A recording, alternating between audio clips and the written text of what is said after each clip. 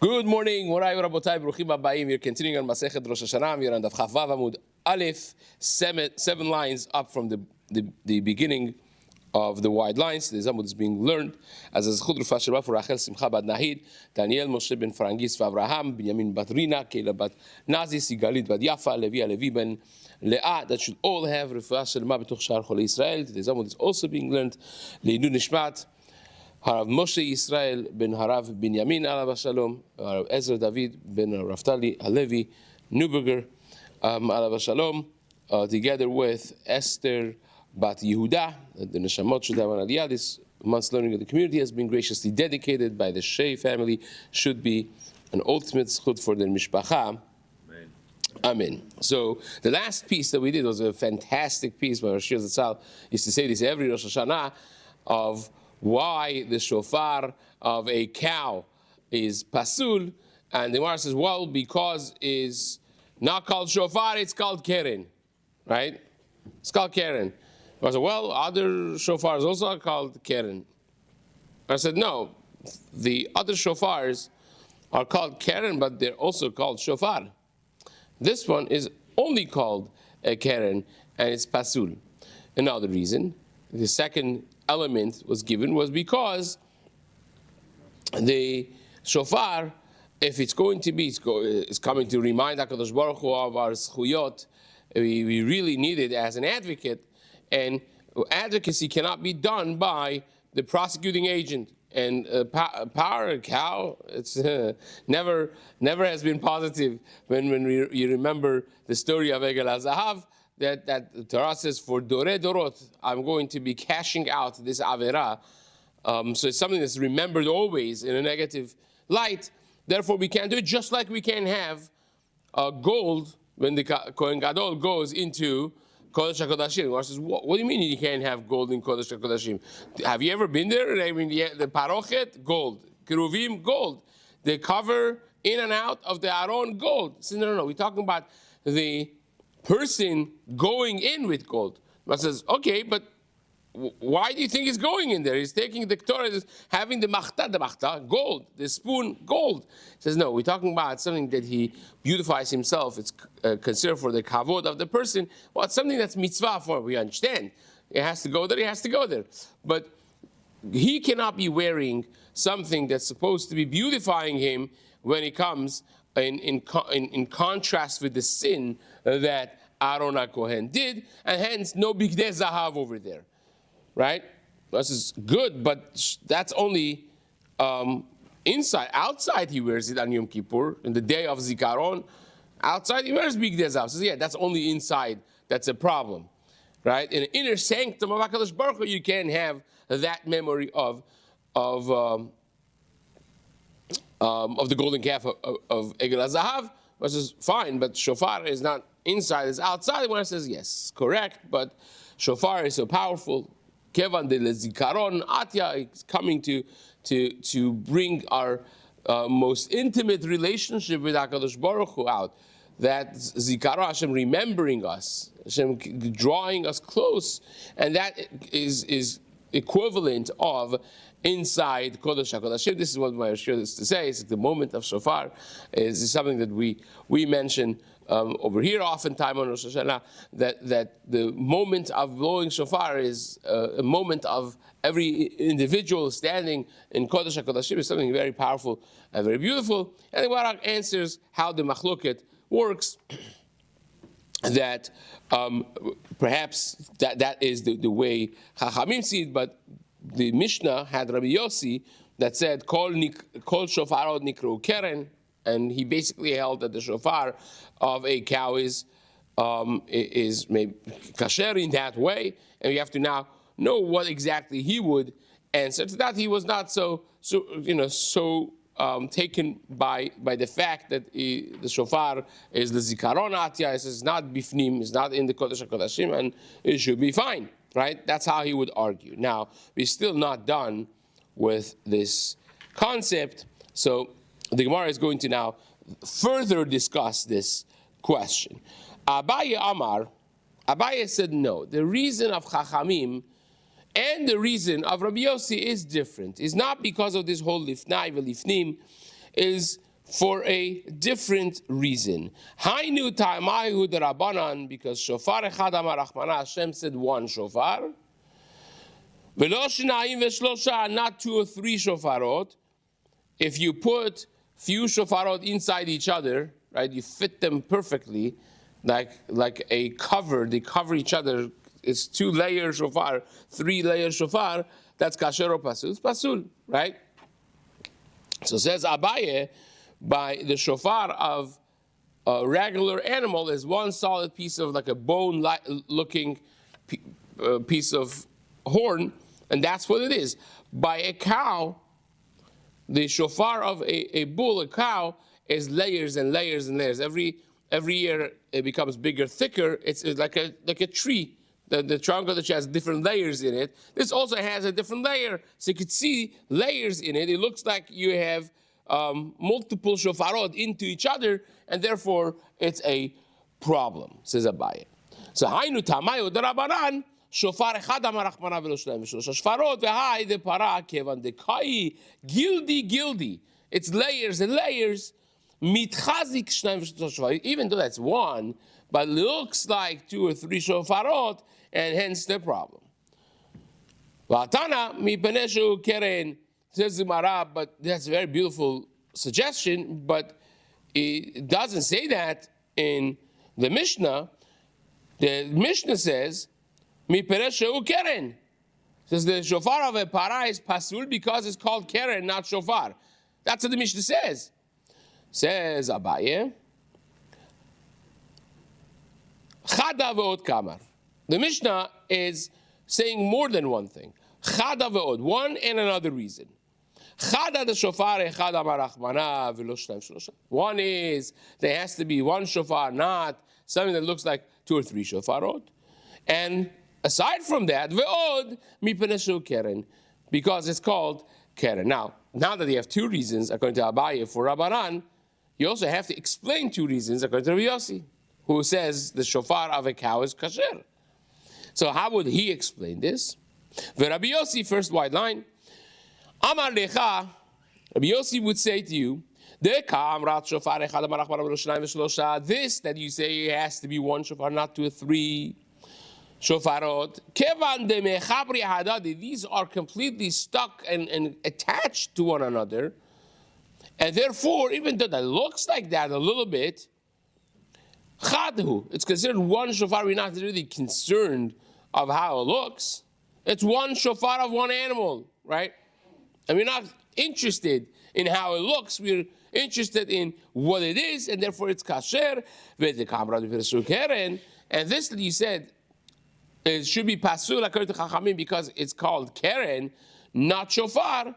Kol ha-shofarot nami ikru keren. All the shofarot are called keren as well. And you tell me that this is not called shofar. This is called shofar too, as we explained yesterday. Mishor par, and the Gemara Dashin shor par is coming to tell you shofar, right? The shor par, the bull and the cow.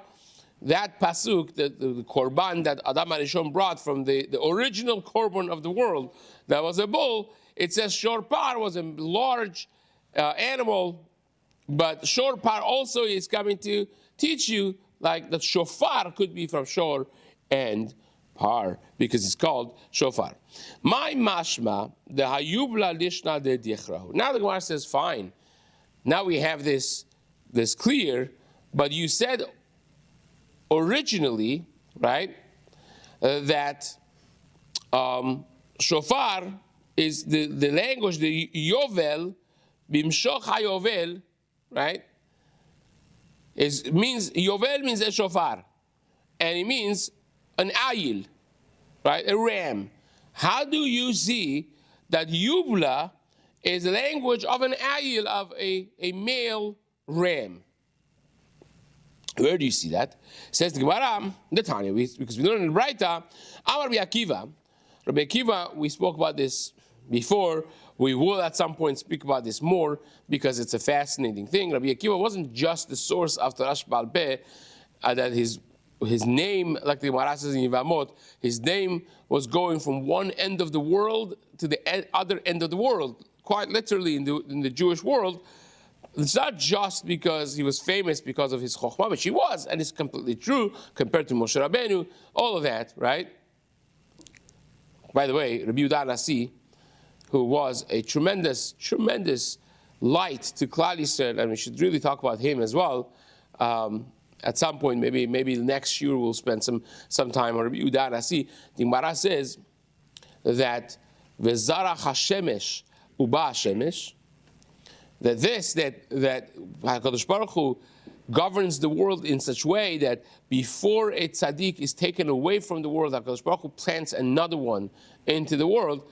By the way, Rabbeinu Yonah, for instance, and Ramban, this is a legendary shidduch, they were mechutanim. Rabbeinu Yonah's daughter married Shlomo, who was Ramban's son. Right, Rabbeinu Yonah was senior to Ramban, and so on. And when she was expecting their first son, Rabbeinu Yonah passed away. And when the son was born, Ramban said to his son, he said, even though that he should be named Moshe after me, right? Because it's not just a Sephardi minhag that somehow was created today. In the time of Muchach, in the time of Tanaim and Amoraim, and certainly the Rishonim, that this was a minhag. They named after the living fathers. That's I have what to say about this. This I think actually has a lot to do with the cohesiveness of families and communities and the level of respect. That's for a different talk for a different time. But nevertheless, he says because the pasuk says V'shav Hashemesh Uba Hashemesh Ad Shelo. Shaka'a Shimsho Shel Eli, says the Gemara, Zarach Shimsho Shel Shmuel. Before Eli HaKohen was taken, his sons were not fit to serve as a continuation of him. HaKadosh Baruch Hu made sure that Shmuel HaNavi already was a budding Navi and Talmid Chacham at the time when he passed away, to have a replacement. So Ramban says to his son, says, therefore, even though that we should really be naming him Moshe, we got to name him Yonah after Rabbi Yonah, and the next one would be Moshe. So that's the thing. So the Gemara says this is said about Rabbi Akiva. The day that Rabbi was born is the day of Rabbi Akiva's Yortzeh. The day that Rabbi Akiva died, that's the day that Rabbi was born, right? So really, the Yortzeit of Rabbi Akiva not just is the same date, but the same day as the birthday of Rabbi Yehuda Nasi, in a deeper sense of that Gemara, was the one that took the mantle of Torah Sheba'al Peh. We spoke about Rabbi Akiva being Sha'ar Nun, the one that was compared to Moshe Rabbeinu, and even in a surprise twist of the Gemara, seemingly in some elements, having certain element of the pratiyut of the Torah, like the Maral says in Tiferet Yisrael Perek Samach Gimel, that Moshe Rabbeinu even didn't attain, and that continuation was given to Rabbi. Rabbi was a tremendous personality, but Rabbi Akiva was the original, beacon of light of Torah Sheba'al Peh. And it's not just that his name went from one end, but he himself went from one end of the world to another. Rabbi Akiva was a tremendous traveler. He traveled the world, and we'll see a glimpse into that in our Gemara. That's why, by the way, many times in Shas you say Ad Sheba Rabbi Akiva, until Rabbi Akiva came, from where he was traveling all the time, right? So says the Gemara, my mashma dehai yubla lishna de dichrahu. How do you know that Yovel is a reference to a ram? Says the Gemara de Tanya. Amar Rabbi Akiva, shalachti la'Arabia, right? He was in Saudi. When I went to Arabia, they call a ram Yubla. Awesome. So that's how you see that. Amar Rabbi Akiva wants to add it. Amar Rabbi Akiva shalachti legalia, when I went to Surfat, right? We're talking about France here. They would call a woman who is experiencing nida now, they would call her galmuda. What's galmuda? My galmuda, says the Gemara. Galmuda dami bala. She is separated from her husband. She's alone from her husband, right? So that's galmuda. Rabbi Akiva said also, right? When I was in Africa, right? Who has been in Sarfat, Africa, and Arabia at the same time? Even in this generation of travels, you're talking about the time of Rabbi Akiva. How korin lema'aksita. They would call our currency, the time of the Gemara's currency, the coin ma'a. They had the same, and they would call it kisita. So the Gemara says, who cares about that, right? You can understand galmuda, you can understand yuvla, but who cares about kisita? The Gemara says, because we have kisita in the chumash also. Well, we don't deal with it, but it was a currency in the time of the chumash. Yaakov Avinu, when he bought the area of Shechem, he bought it b'me'ah kesita, right? And you have no idea what that means until Rabbi Akiva had to go to Africa to figure out that kesita is the same thing, same coin as they had in their time, in their city, called ma. So ma kesita is 100 kesita is 100 ma, right? Lemay nafkamina, says the Gemara, le parushi. The nafkamina is not a bet din nafkamina necessarily. The nafkamina is, how do you explain the chumash? When it says b'ma kesita, what does that mean? Parushi me'a kesita. The oraita, when it says in the Torah, me'a kesita, that's what it is referring to. Me'a donkey. It's 100 donkey, which is ma'ot. Same thing. Sorry? He said put off with this tit and... Right. Amar Rebbe, now, the next is actually a meeting that we just spoke about, Rebbe being the Memale Makom, so to speak, of Rabbi Akiva. Now, Rebbe was also like that. Rebbe, one of the things that Rebbe had is he was an super extra expert in words and languages. To the degree that Chachamim wanted to know what things mean, they would go to, not Rebbe because they didn't want to waste his time, everybody in Rebbe's house knew these things. They would go to Amta de Rebbe. They would go to the maidservants of Rebbe, and Chachamim, imagine a long 5 minutes, because it was this mean and should explain, right? This means that means this, right? Rebbe was a super expert in leshonot and languages of not just Chumash, but in general. It's one of the talents, one of the amazing talents that Rebbe had, and he had many. Well, B'ezrat Hashem will have a exclusive thing on Rabbeinu HaKadosh, Imrit Hashem, just like we had by Rabbi Akiva. But one of them was this linguistic expertise that he had, and this is one. Amar Rebbe. Rebbe said, "Kshalachti lekarchei ayam, hayu korin lemechira kira." A transaction, a financial transaction, sale, was called not mechira but kira. So it says, what does that make a difference?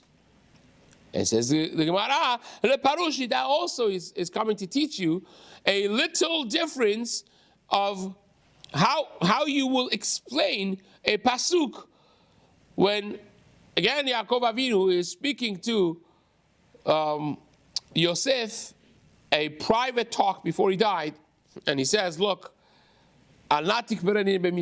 please do not let me be buried here in Mitzrayim, but you should take me to the kever that I have prepared for myself in Eretz Canaan. And the language of the pasuk is, this is again in the second account of this, when now Yaakov Avinu has passed, and Yosef is pleading the case with Paro, knowing that Paro is not going to want to let this happen, because Yaakov was almost like a deity. It's one of the reasons that he didn't want to be buried there.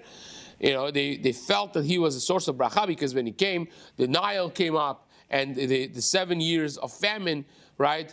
5 years of it was caught, basically, the famine years, the zchut of Yaakov Avinu. So you can imagine, how of the Avodah Zarah would deal with that, right? And they weren't going to let that go without a fight. So this is the conversation that Yosef has with Paro, and he says, Avi hishbi'ani lemor. Says, if it was anything less than a full-fledged oath, we could have talked about it, but he made me take an oath. Avi hishbi'ani lemor hina anochi met, and my tzava'a is, Bekivri asher kariti li be'eretz Canaan, shama tikvereni. There you should bury me. Where? Bekivri asher kariti. Now, everyone around this table learns this and says kariti means, right? What? Dog, right? That's how everyone says it, and there are mefarshim that would say that. But the Gemara says, Rebbe said, kariti means milashon mechira, right? I bought with full price my chelik from who? From Esav. This whole midrash, actually, this is the second part of this Gemara is a midrash. The midrash says, Rashi brings this, it hints to it, Bekitzur, that when the Shvatim went to take Yaakov Avinu to his burial place, right? Esav came and stopped her. Esav said, who said it's mine, right? And Yaakov Avinu obviously did not just think of buying the Bechorah, but this was included in the sales that he bought. He had bought and included in the shtar the full right of the descendants of Yitzchak Avinu in his portion on that one piece of real estate, right? And he wouldn't let them. They sent Naphtali, says it was Ayala Shluchai, was fast, and went there, and the Midrash says Chushim ben Dan was almost deaf. It was hard of hearing, and he was a massive person, very strong. All the Shvatim were. And Esav was not exactly in his prime at this moment, right? He was old. And he couldn't hear. It's just like this person is stopping his grandfather's funeral, right? And there's a whole tumult going on. And he went and he gave him his last slap. And that's why the head of Esav, who knew a lot of Torah, was buried with Yaakov, but not the rest of his body, because there was a disconnect between all the knowledge that he had and his heart and his body that did not keep or feel any of that. Right? Chazal say he was a Talmid Chacham. He would trick Yitzchak Avinu. Kisayid bepiv, right? It's the week's parasha. Sayid bepiv, he would trap his father. He would trick. His father would go say, Abba, right? How do you take maaser and melach and this and that, like details that nobody even thinks about? He would go ask questions, and the father would say, whoa, what a tzaddik, right? What a tzaddik. And that's how he did it, but really he would go out and he would go kill people and whatnot, right? So that's why that was a disconnect. So that's how the second part of this, the Kivri Asher Kariti Li Be'eretz Canaan, really is the Mechira, says Rabbi Yehuda Ansi, Rabbi Kadosh, that this is from language, Kira is from language of Mechira. Says the Gemara, he also said, Amar Rabbi Shimon ben Lakish said, כשהלכתי לתחום כאן נשריה, when I went to this place, היו קוראים לכלה נינפי. They would call a bride a ninfi. ולתרנגול סחבי. And to a rooster, they would call sechvi. Right? Lekala ninfi mikra. It says, where do you get that? Where is a hint that in the Psukim that kala would be called ninfi? The Gemara says, because the Pasuk describing Yerushalayim says, Yefet nof mesos kol haaretz, har Sion yarkete safon kriyat melech rav. Describing the beauty of Yerushalayim. It says Yefet nof, right? And Yefet nof means, the language of nof is like a kala, right? Says the Gemara, Ol Tarnagol Sechvi, that says, Amar Rav Yehuda, Amar Rav, V'yibait Ema, Rabbi Shimon Levi, Mikra, where you see that, Mi shat batuchot chochma, o mi natan lesechvi bina, right? Says the Gemara, Mi shat batuchot chochma, elu klayot, right? Chazal say klayot, yoatzot comes from the pasuk, af yiseruni kilyotai, right? And minatan sechvi bina, sechvi is tarnegol. And that is the difference between the moment of Adot HaShachar, the moment of actual day is determined by a tarnegol. Now we say in the morning a bracha, right? Anoten sechvi bina leavchin ben yom u ben laila. HaKadosh Baruch Hu has put this this tremendous chokhmah, and sechvi is also a reference to human beings. So you have to really that would be another rate bite to explain why rooster is chosen from all the animals to have not two elements of chokhmah. To have this tremendous insight of when the day starts, and also, as we learned before, to have the honor of being the only creature, aside from Bilam, that knows the moment of HaKadosh Baruch Hu's anger and wrath. Where does that fit? Why the sechvi is called sechvi? Why is Tarnegol chosen to have that level of knowledge, if you would call it? That's something that we have to discuss B'ezrat Hashem as well. We are out of time. B'ezrat Hashem will continue this in the next shiur.